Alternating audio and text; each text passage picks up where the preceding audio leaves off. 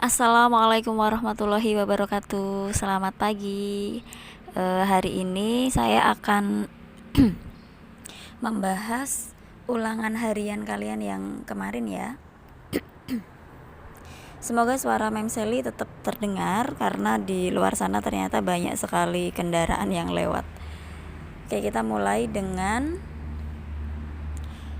mengisi identitas terlebih dahulu. Kemarin tokennya adalah INDO 2504 ya. Kemudian kelas akan saya acak, itu terserah. Nama Sally, kemudian next. Nah, ada 20 soal ya kemarin ya. Saya akan bahas satu persatu. Soal yang pertama tentang sudut pandang. Nah, sudut pandang di dalam cerpen. Nah, sudut pandang ini ada 4 ya. Orang pertama pelaku utama, orang pertama pelaku sampingan, orang ketiga serba tahu, dan orang ketiga terbatas. Jadi selain itu jawaban salah. Ada 4, silahkan dihafalkan. Nah, kita lihat di sini sudut pandang yang digunakan dalam kutipan cerpen di atas. Kalian lihat dulu, cari dulu kata ganti aku, ada atau tidak. Kalau ada berarti orang pertama, kalau tidak ada berarti orang ketiga. Nah, kita lihat di sini ada kalimat aku berlutut di sisi pembaringan. Nah, ada kata aku ya, berarti dia orang pertama. Dan ketika kalian membaca di sini teksnya, permasalahan atau konflik itu dialami oleh siapa? Apakah oleh tokoh aku atau oleh orang lain? Kalau kita lihat di sini, sosok aku itu sebenarnya dia mengalami rindu kepada orang tuanya dan akhirnya dia bertemu. Nah, ada konflik di situ. Berarti yang mengalami tokoh aku ya, berarti orang pertama pelaku utama.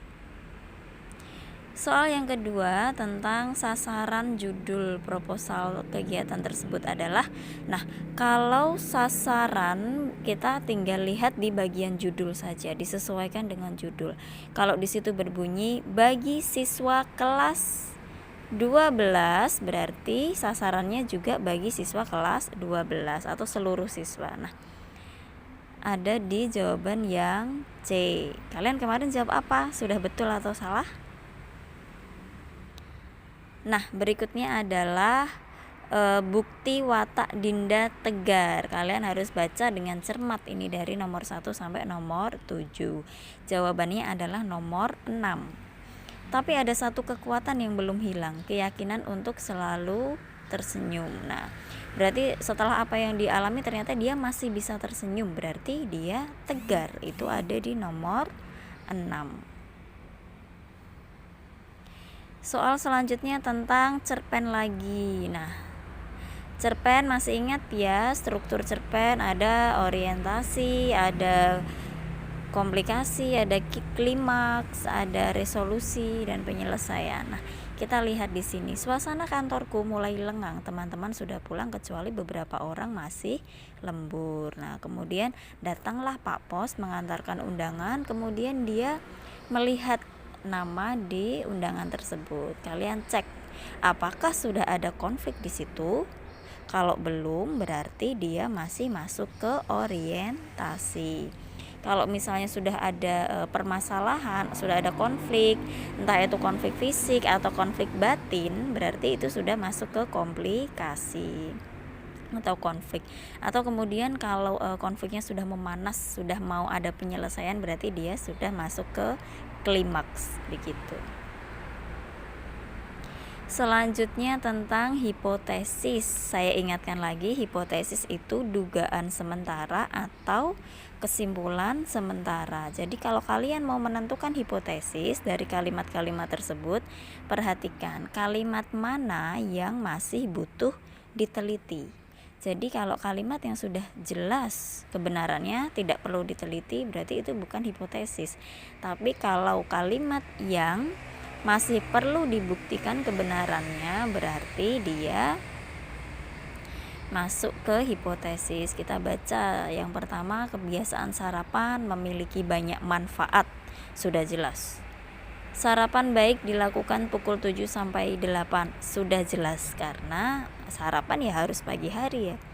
3. Kebiasaan sarapan berpengaruh pada kemampuan siswa. Nah, ada 2 variabel yang dikorelasikan di situ. Apakah perlu penelitian? Perlu. Jadi jawabannya yang 3. Kalian lihat yang 4 dan 5 itu juga sudah jelas. Kalimat selanjutnya berkaitan dengan konjungsi. Nah, kami sangat berharap adanya keputusan dari bapak atau ibu. Berarti sebelumnya dia pasti mengungkapkan alasan-alasan mengapa dia sangat berharap. Berarti yang cocok adalah oleh karena itu. Soal selanjutnya tentang unsur proposal penelitian. Nah, ada 3 ya, proposal bisnis, proposal penelitian, dan proposal kegiatan. Saya ingat betul kalian sudah mempelajari perbedaan dan persamaan dari proposal tersebut. Nah, sekarang kalau proposal penelitian dari latar belakang ada ya, rumusan ada, metode penelitian jelas itu identik dengan proposal penelitian. Kajian teori juga sama, dia identik dengan proposal penelitian. Nah, yang tidak termasuk adalah anggaran dana. Anggaran dana ini masuk ke dalam proposal kegiatan, betul. Selanjutnya kita kembali ke cerpen. Nah, di sini tadi kalau kita sudah baca ceritanya, ini tentang pertemuan ibu dan anak setelah lama tidak ketemu. Dia sama-sama memendam rindu, begitu ya. Berarti suasana yang paling tepat adalah mengharukan, yang C. Selanjutnya ini ada mengurutkan teks. Nah, kalau kita mengurutkan teks harus cermat, harus teliti dalam membaca dan memperhatikan kata-kata kunci, gitu ya.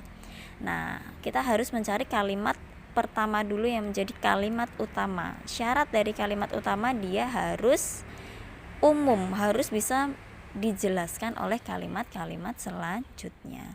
Kalau kita baca nomor 1 sampai 5 ini, kalimat yang paling umum ada di nomor 2. Bunyinya, kebijakan dan program peningkatan kualitas guru menyangkut, maaf itu tipe, menyangkut 3 aspek: kemampuan, semangat, dan kesejahteraan. Nah, ada 3 aspek sudah disebutkan, berarti ketika kalian mau menjawab pertanyaan ini urutannya sesuai dengan kalimat yang pertama. Kita harus mengurutkan. Yang pertama tadi yang dibahas adalah aspek kemampuan. Nah, aspek kemampuan ini dibahas di nomor 3. Oh maaf, aspek kemampuan itu ada di nomor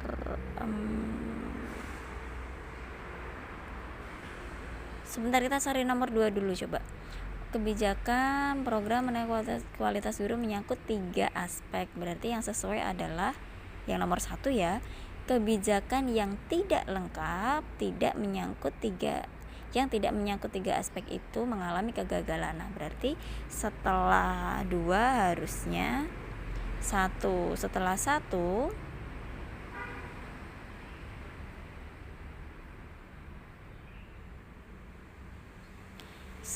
1 kita pilih 4 karena 4 sesuai dengan ini ya, kemauan. Kemudian setelah 4 adalah 3 kemampuan belajar, kemudian selanjutnya kemampuan. Nah, berarti jawabannya apa dong yang tepat? 2. Nah, kita ulang ya. Kita pilih kalimat yang paling umum. Yang paling umum adalah di kalimat nomor 2, ada 3 aspek. Kemudian selanjutnya diikuti dengan kalimat yang pertama. Karena itu membahas 3 aspek, kalimat yang berikutnya harus masih membahas 3 aspek, yaitu bahwa ketiga aspek tersebut harus lengkap. Kalau tidak lengkap akan mengalami kegagalan. Nah, setelah itu baru kita urutkan kalimat selanjutnya. Kalimat selanjutnya tadi yang ke-3, guru harus mengembangkan kemampuan belajar. Nah, setelah kemampuan belajar tadi 4 dulu tadi, kebijakan untuk meningkatkan kualitas guru bertumpu pada kemauan. Kalau sudah mau berarti guru juga harus mampu mengembangkan. Nah, setelah itu baru ditutup dengan 5 seperti itu. Wah, ternyata mengurutkan teks memang agak membingungkan ya. Kalian harus pelan-pelan, harus cermat. Jawabannya berarti 2, 1, 4, 3, 5. Nomor berikutnya adalah alur maju. Nah, alur di dalam cerpen itu ada 3, alur maju, alur mundur, dan alur flashback. Nah, untuk alur maju berarti dia diawali dengan pengenalan atau orientasi, baru baru komplikasi, setelah itu puncak klimaks, kemudian penyelesaian. Itu kalau maju. Kalau mundur bagaimana? Dibalik. Berarti yang bagian awal adalah penyelesaian, baru orientasi, komplikasi, klimaks. Setelah itu flashback. Kalau flashback diawali dari yang komplikasi atau klimaks dulu, baru orientasi, dan diakhiri dengan penyelesaian. Bisa diingat itu ya, alur maju diawali dengan orientasi, alur mundur diawali dengan penyelesaian, dan alur flashback atau sorot balik diawali dengan komplikasi atau klimaks. Jadi jawabannya adalah yang D. Daftar pustaka punya rumus yang sudah paten, sudah tetap. Nata Jukopen, nama, tahun, judul, kota, dan penerbit. Semuanya dibatasi dengan tanda baca titik kecuali kota terbit.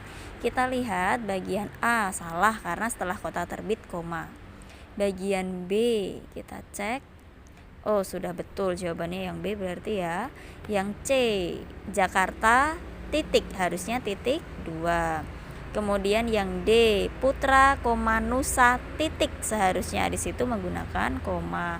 Dan yang terakhir Putra Nusa titik sudah betul. Oh, yang Jakarta strip Raja Wali Pers harusnya titik 2. Oke, sudah betul. Selanjutnya latar waktu dalam kutipan cerpen. Ini soal yang sepertinya membuat kalian bingung luar biasa ya. Kemarin ya banyak sekali yang mengirimkan pesan WA ke saya karena protes dengan keambiguan cerpen ini. Padahal menurut saya ini tidak ambigu sama sekali. Kita cek. Suasana kantor mulai lengang. Teman-temanku sudah pulang kecuali beberapa orang yang masih lembur, termasuk aku. Menjelang pukul 3, petugas pos datang mengantar amplop. Nah, kita lihat. Suasana kantor lengang, teman-teman sudah pulang. Kemudian masih ada orang yang lembur. Ingat ya, kata lembur ini tidak identik dengan malam hari. Dikatakan lembur ketika dia sudah keluar dari jam kerja. Misalnya jam kerja selesai pukul 2, pukul 3 bisa dikatakan lembur. Ketika jam kerja sampai pukul 4, jam 5 masih di kantor, itu itu sudah dikatakan lembur. Tidak harus malam hari. Pokoknya di luar jam kantor itu dikatakan lembur. Kemudian petugas pos datang mengantar surat. Berarti pukul 3 di sini tidak mungkin pukul 3 dini hari ya. Dia pasti pukul 3 sore. Jawabannya C. Nah, selanjutnya urutan proposal kegiatan yang tepat. Nah, ini pasti kalian sudah hafal, pasti semuanya betul ya. Diawali dengan judul D, kemudian latar belakang, kemudian tujuan, kemudian sasaran dan waktu pelaksanaan, kemudian yang E penutup. Berarti jawaban yang tepat adalah D, B, A, F, G, C, E. Berarti D. Salah deh. Jawabannya berarti C. Soal selanjutnya, bagian dari proposal. Kita lihat bagaimana tingkat kepuasan siswa terhadap pelaksanaan kelas daring bahasa Indonesia berbentuk kalimat tanya ya. Satu-satunya bagian proposal yang berbentuk kalimat tanya adalah rumusan masalah, betul. Selanjutnya, judul tingkat kepuasan siswa terhadap pelaksanaan daring bahasa Indonesia. Yang ditanya adalah cara pengambilan data. Nah, ini sudah pernah kita bahas, semoga kalian masih ingat. Ada banyak sekali instrumen di dalam mencari data di proposal penelitian. Yang pertama ada uji lab. Uji lab itu digunakan untuk menguji kandungan biasanya. Kandungan kimia atau gizi barangkali di dalam suatu bahan makanan. Nah, itu tidak mungkin ya, tidak sesuai dengan judul ya. Yang kedua, studi pustaka. Studi pustaka itu mencari data di dalam buku, artinya teori yang sudah ditemukan. Nah, itu yang mau dicari adalah tingkat kepuasan siswa, jadi tidak akan ada di buku. Yang ketiga adalah angket. Angket itu formulir yang berisi pertanyaan terbatas yang sesuai dengan topik. Nah, pertanyaan terbatas yang sesuai dengan topik. Kalau observasi kalian melihat, mengawasi, mengamati. Kalau eksperimen dia melakukan percobaan. Kalau kita lihat di sini yang dicari adalah tingkat kepuasan siswa. Artinya kalian harus mencari tahu apakah siswa puas atau tidak. Nah, itu bisa menggunakan dua cara. Yang pertama menggunakan pertanyaan yang tertulis yaitu angket, atau kalian bertanya secara langsung menggunakan wawancara. Karena di sini yang ada adalah angket, berarti jawabannya adalah angket. Soal selanjutnya adalah ciri kebahasaan karya ilmiah. Ini kemarin juga kalian banyak sekali yang tanya pada Mem Sally ya. Padahal di buku sudah jelas, kalian harus sering membaca. Nah, yang pertama denotatif. Denotatif itu makna yang sesungguhnya, apa adanya. Konotatif adalah sebaliknya, makna yang tidak sebenarnya atau ungkapan biasanya. Rasional berarti masuk akal. Baku atau formal berarti dia penulisannya, pengucapannya sesuai dengan kaidah yang sudah benar. Tidak emotif. Emotif itu perasaan ya, berarti tidak emotif, dia tidak terbawa perasaan, dia tidak berpengaruh dengan perasaan si penulis. Jadi yang bukan termasuk adalah ya betul konotatif, karena bahasanya harus apa adanya, tidak boleh menggunakan ungkapan, peribahasa, majas dan lain sebagainya.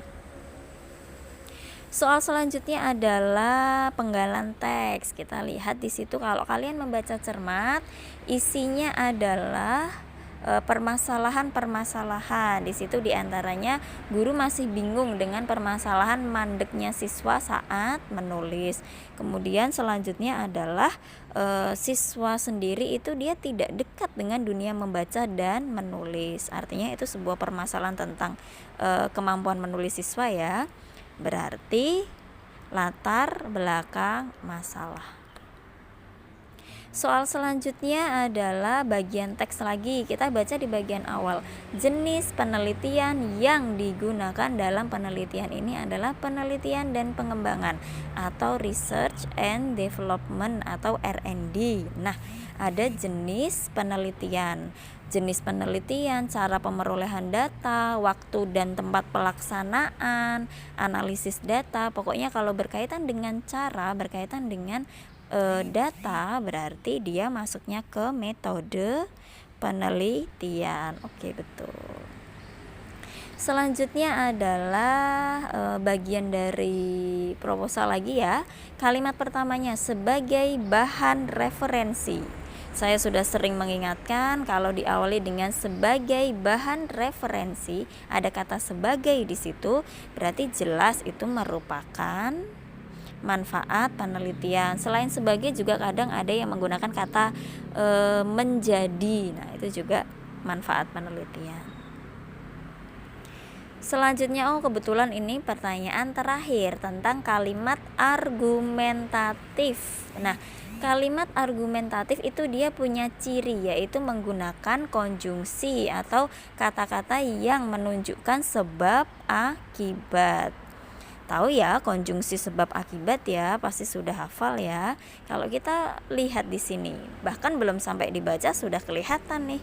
Yang B, sebab geng merupakan kelompok individu yang saling berkaitan atau berteman dekat.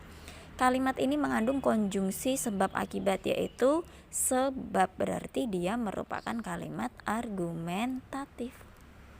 Nah, sudah 20 soal kita kerjakan, ternyata waktunya kurang dari 20 menit karena kita mengerjakan bersama-sama ya. Barangkali kalau kalian mengerjakan sendiri membutuhkan waktu yang lama, tidak masalah. Sekarang kita coba submit. Berapakah skornya?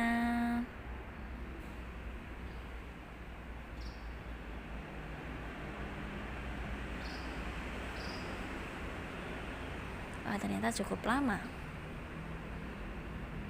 Berapakah skornya kira-kira? Nah, hari ini nanti kita akan melaksanakan UTS. Soalnya sudah siap 20 soal. Kemudian 20 soal itu nanti beberapa saya ambil dari soal ini dan beberapa lagi saya masukkan materi yang baru, yaitu teks resensi. Wah, ini kok ternyata lama sekali, kita jadi tidak bisa melihat skor nih.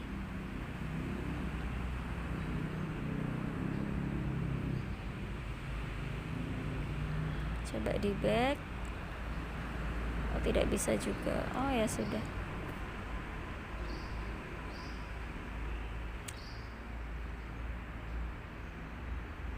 Oke, kita cukupkan di sini saja. Insya Allah skornya 100 lah ya, karena kita mengerjakannya tadi bersama-sama dan lebih cermat. Nah, saya akhiri pembahasan soal ulangan harian yang pertama. Terima kasih telah menyimak sampai akhir. Silahkan kalian belajar dan bersiap-siap untuk mengerjakan